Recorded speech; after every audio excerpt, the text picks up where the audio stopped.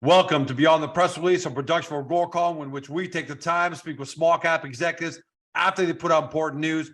With talk all around us lately about debt ceiling, potential recession, small cap companies that are actually generating real revenue from real sales are getting more and more attention because of the security that they potentially provide. That's where you're going to love this interview with Andrew Davidson of Royal Helium, a company who already has a supply agreement in place with a major North American space launch company that hasn't been disclosed, but we've narrowed it down to potentially one of NASA, SpaceX, which is Musk's company, Blue Origin, which is Bezos' company. But what we're talking about today is a second sales agreement for the remainder of all of their first plant's refined helium production capacity. It's a big one. Andrew, welcome back, my friend. Thanks, George. Pleasure to be here as always. Hey, congratulations on this, because in a world where small caps are kind of struggling and where money isn't readily available, people worry about debt ceilings and recessions, you guys are like leaps and bounds ahead of everybody. Before we get into the details, how happy are you? But more importantly, for shareholders at home, how happy should they be that you've essentially sold out capacity of your first facility? Yeah, I mean, we're tremendously excited about it. Obviously, it's been a long time coming. We've been negotiating this second agreement for a number of months, and then finally got it done last week. So exciting for everyone involved, and really one of the first public price points on helium gives the market a good guide on what to expect. So it's a nice contract for us. The fact that we've got production sold for the next 3 years. Fantastic. It makes it pretty easy to model if you want to model something. So it's terrific for us and for shareholders, obviously. So what's happening? Look, usually you would have expected, if we were talking a year ago, you probably would have expected, George, we're going to try and produce some helium, sell to the general market, to distributors. You're going almost, the first one with the space launch company was direct. This one seems like it's another direct. Is demand just that great? What's happening that the supply chain is almost being reorganized and people are coming direct to you? Yeah, that's actually exactly what we're seeing in the helium space. You're getting a little bit of pushback from end users against the traditional sort of supply chain, realizing now that they can come directly to certain producers and contract at what is lower prices for them. Which obviously works out great for them, but it works out great for us too, because we're selling it at a higher price than we would otherwise get. And that's really the key advantage to going direct to customer. It's not going to be 100% of everyone's production. I mean, there's always going to be a mix of selling into the existing supply chain, but the ability to add these sort of pockets of production going direct to end users is incredibly beneficial. And for us, I mean, to be able to do it twice on the first plant it's terrific.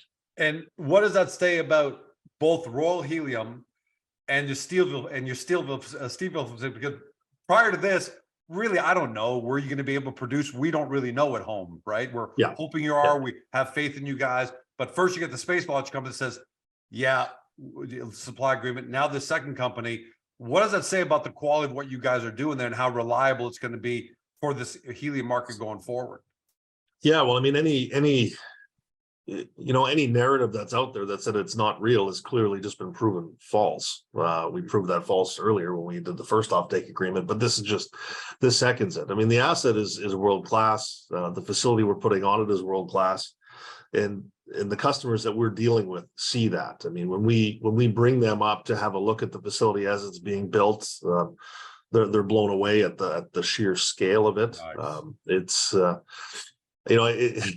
It's just tremendously exciting for us. I mean, even for me going through that construction facility and seeing it and walking around on this facility, I mean, it's the real deal. It's not a mom and pop processor. It's not a small operation. This is a big business. And some of us have seen the images online, thanks to your team, Dean and Sparrowback, who are putting things online. And we're seeing the trailers, we're seeing the equipment, and it's big business. This isn't George's helium company. Balloons. This is a 10,000 times bigger. For the first time ever, you mentioned price in a press release. In the past, in interviews, we've talked about the general price of macro, what the market's like. In this one, you actually announced you're doing it at $625 per million cubic feet. Most of us don't know how to price helium or what the market's like. Talk to us a little bit to put that in perspective in layman's terms. Is that a good price, a great price, historically speaking? Yeah, for a long-term contract price, it is a great price. I mean, you can find anecdotes in the market about people selling far higher prices than this, but those are generally one-off spot contracts, which really aren't available to producers like us or any others like us, to be brutally honest, because in order to fill a spot market contract, you have to have liquid helium, and nobody has liquid helium until it's well down the supply chain. So, I mean, it's 40% higher than our initial contract, which we signed 6 months ago. That's not a bad return over 6 months. So we're exceptionally pleased. I would suggest that everyone else should be too. And it gives a good data point when evaluating our projects, our future projects, and frankly, any competitor projects. I mean, this is in the ballpark of what people are going to get paid for helium if they're going to end users. If you're going to industrial gas companies, you'll get paid marginally less than this. That's our experience anyway in going through the bidding process. But yeah, it exceeds what our initial expectations were. And look, I know from my perspective, from the time we first started talking, I remember I was asking you, hey Andrew, what do helium prices go for? And I think you started off at like $300 way back. And then the market moved up to 4 and 5. So for us who've been following the company, see it now at 625.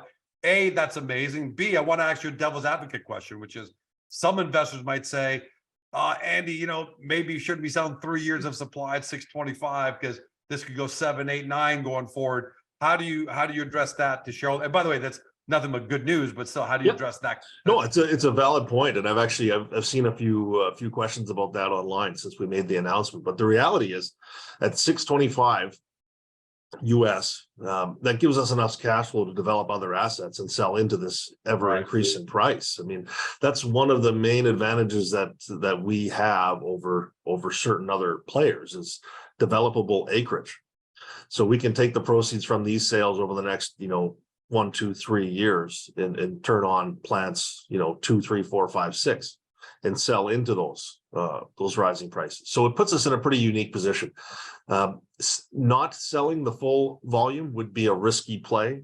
If you're relying on spot pricing, you're at real risk of venting your own product because you can't store it as a gas. So in our view, the only way to do it is to lock in pricing. And every longer term contract that isn't fixed price is actually modeling declining sales prices. So they pay you higher up front and less overall. So, and we had those options presented to us, but this was the highest overall realized price that we could find on the market. And there's also the invaluable benefit of just, you are a small cap company at the end of the day. So now you got 3 years of predictable revenues. You know what you got, what you could budget. If you start talking to financiers, if you do a year or two down the road, it's just so much easier to model. I think it's fantastic. For sure. And and the market is so far out of balance in terms of supply and demand that we're getting outreach from groups looking to secure offtakes that start in 24 months. I mean, what's going on out there? Where is this high tech? Is it the tech is just demanding more and more? NVIDIA just announced the fastest supercomputer in history today. I know that supercomputers need helium. Is that what's happening? Artificial intelligence may be driving a lot of this. Yeah, it's all of these things, right? So it's sort of the onshoring of the high tech space into the US is driving a lot of demand. Space exploration is driving a lot of demand, and then you've got your stable baseload demand coming from healthcare and other more standard industries, I would say. But you're seeing just exponential growth rates on the space side and on the high tech manufacturing side, specifically in the US, without a material increase in production here, and with plants offline in Russia. It's caused a further pinch, and frankly, even when those plants come back online, to the extent they aren't already, they're not going to be supplying North America. Period. Full stop. I mean, and no one's going to rely on those supplies. Let's face it. If I've got George Com, Space Launch, or George Lock Tech, the last thing I want to do is say, "Hey, Russia, somebody in Russia supplied for 2 years. I don't know if it's going to get cut off 3 months from now." That's just right. not reliable. Plus, there's a That's right. competitive thing that you're here in North America. Yeah, You know, that's you're right. liquefying in Colorado, and you're able to ship wherever you got to ship. You're right here. Yep. If I need that supply, I feel a lot more comfortable you coming out of, Canada than I do out of anywhere else. Yeah, that's right. I mean, there's obviously there's no export restrictions coming from Canada into the US. So it's a pretty simple process. The logistics are relatively simple. We've got them all worked out now, but in terms of, ally shoring or countries or companies, we firmly meet that list for all this demand rising in the US. I mean, Canada's a preferred trading partner, clearly. And, we'll be shipping refined helium down there starting the next couple of months. Andrew, you might have been early to the helium game when we first started talking 5-6 years ago, but man, your timing right now in terms of when your first plant is coming up and running couldn't be better timed. It literally almost, you couldn't pinpoint a better time, right? Yeah, I mean, it's absolutely perfect. I'd love to tell you that it was all orchestrated this way, George, but it's just sort of working out this way. But it's things have a funny way of working out when the market is screaming for product and you happen to have it. So as we continue to deliver volumes, for our shareholders, it'll be great because there'll be, a massive re-rate in our stock once we start shipping helium volumes. I'm quite sure of that. And then the fact that we can backfill on everything that we've sold with new production from different fields is something that's pretty unique in this space. So we think we're quite comfortable with the position we're in. I'll just leave it there. Let's talk about that in terms of, you've talked about production, shipping. So give everyone, what does the cadence look like in the next 3-4 months? Because it seems like production and shipping is almost imminent. So are you able to give us a better idea without, I'm not going to pinpoint you to a date, but a rough idea? Yeah, please don't, because I've pinpointed myself the dates before and quickly been slapped by the supply chain telling me, sorry, that's wrong, sir. And that's still the case. So I would say that parts of our plant are completed. Other parts are not quite completed yet. We've been waiting on certain components from other industry players, and we are beholden to the supply chain there. I mean, if there are delays, there are delays. We had anticipated being online in the second quarter. It is looking more like early third right now, but things can change. So, all right, but even then, early third, if that's what ended up happening, hey, nobody's really missing anything because the helium just sitting there waiting, and the customers are waiting for it because obviously there's great demand. And let's talk about the second customer. Just like with the first, with the space launch company, you haven't divulged the name for a number of reasons. Right. I think that's smart. But what can you tell us? Because the first one we knew was a North American space launch company. This one is a private North American corporation. I mean, that could be me technically, right? So are you able to tell us anything at all without giving it away, without, yeah, I mean, I guess, what I can tell you, I'm not going to go into specifics over what industry they operate in. I would say that it's a multi-billion-dollar corporation. So it's not George's Helium company. There is name brand recognition behind this company, and they have specifically requested we not disclose, and we abide by that. So yeah, listen, at the end of the day, for shareholders, the most important thing is, there's a customer, they're buying, you're selling, and there's a revenue going to be generated. It is I guess the one way to relax any fears which may or may not exist is to say that the credit worthiness of this company is as stellar as it comes. So, man, I can't. Hopefully, one day, maybe you've had a relationship with it for a couple of years. At that point, they won't be as concerned. Or is it, Andy? They're more concerned with, hey, we've got a direct helium supplier kind of locked up here. We don't want George or somebody else to come in and potentially outbid us with these guys at another time. We just want to keep it ourselves. That may be part of it. I think a lot of it is competitive tension, because a lot of the users of helium use a variety of other industrial gases as well, and those are products that we are not yet supplying. So they have to maintain relationships with industrial gas companies at the same time as dealing with us. And so keeping that name or those names, I guess, out of the news is exceptionally important. Last question. In your quote, you said, and I love the way as the commissioning of our first helium processing facility approaches, So Yeah. we've talked about timelines, that's sold out, potential timelines at start of Q3. Give us a little look down the road. Sure. What is it going to take for you guys to start talking about plant number 2 and plant number 3? You know, how much more exploration has to happen? What has to happen for you to even start having that conversation? Yeah, I mean, the short answer is not very much. I mean, we've got a number of wells standing in Saskatchewan that we're almost ready to go on. We've got the wells we've drilled at Climax, which are virtually ready to go, and we've got wells drilled at Val Marie and our Ogama projects that still need to be tested. So I would suggest on the exploration side, the first thing you're going to see us doing is completing and testing those 3 wells in Saskatchewan that we haven't done yet, the 2 Ogama wells and the one at Val Marie. And depending on the results of that, it's going to tell us where the next plant is going. It'll be in one of those 3 places, depending on flow and percentages. And the only reason we haven't pulled the pin and done it at Climax yet is because if we're going to make an investment in facilities in Saskatchewan, we may as well make sure it goes to the most productive field. And that could very well be Val Marie, or it could be Ogama as opposed to Climax. Initial indications are that there'll probably be 2 or 3 facilities over these project areas in the next 2 years, because Climax is going to need its own, and assuming Ogama comes in the way we think it will, it's going to require its own. That's music to the ears of your potential customers, because I'm sure it's not just these 2 customers that have come knocking your door. It's probably been a lot of other companies. It's been a lot. It's pretty interesting. I've done resource development for a long time, as you know, George, but it's been an odd experience when these multi-billion-dollar companies phone me in Saskatoon to talk about providing them a product. It's unlike anything I've ever come across. Congrats, man. I got to tell you, as a shareholder, I'm sure other shareholders are going to be watching this later today or over the next few days are just going to smile with that and saying, yeah, we're there. That was the last for operations. The last question I have for you is your background. Typically, when you and I are talking, every interview we've done, you're at the Royal Helium headquarters, you're in the office, we're having these great interviews.